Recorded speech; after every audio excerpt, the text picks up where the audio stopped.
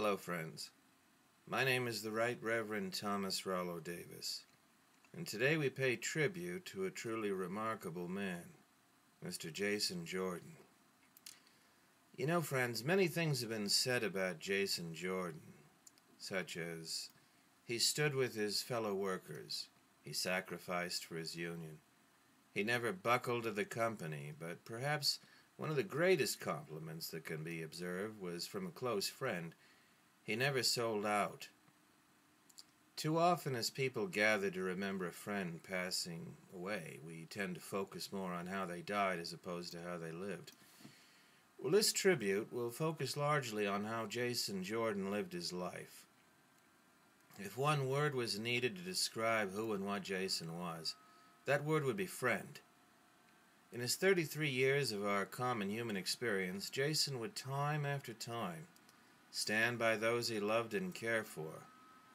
Whether this manifested itself in supporting a cause or a friend, Jasone was a man a friend could count on. Now, there are no public monuments or statues or plaques of this good man. In many ways, this is not an accident. You see, Jasone believed that charitable works were best left unadvertised and largely anonymous, and never one to blow his own horn. Our friend and brother would echo the sentiments of the late President Ronald Reagan, who once said, "There's almost no limit to what a person can accomplish if they don't mind who receives the credit."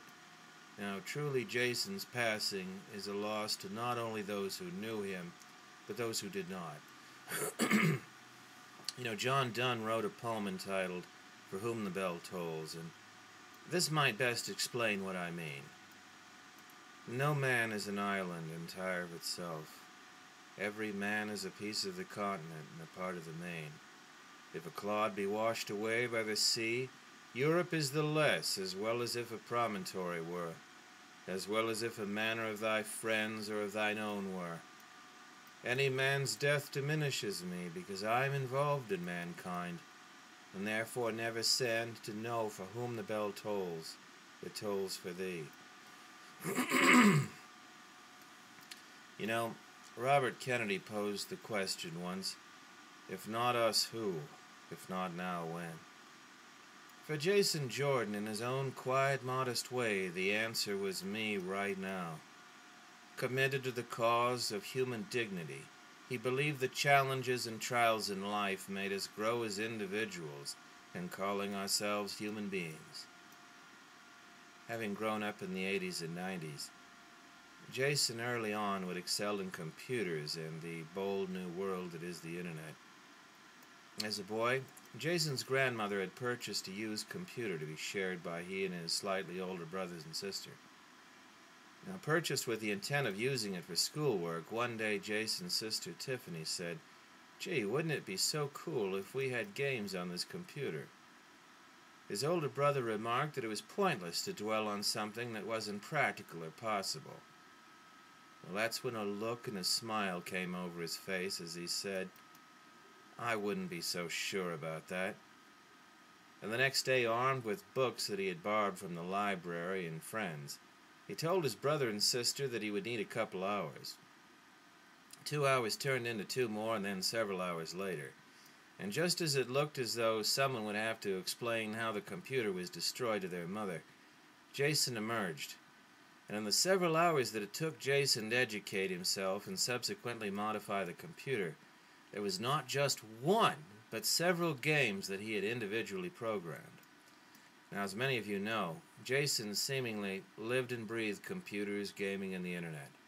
And while many wondered why Jasone never focused on this as a career, the answer very simply was his friends at work were such a big part of his life that no amount of wages or other compensation would equal the joy in helping a friend with a repair or perhaps a patient listening ear. You could say that Jasone was a good man of business, for the business that he was in, because mankind was his business. You see, in so many instances of Jasone's life, there would be moments of great joy and heartbreaking tragedy.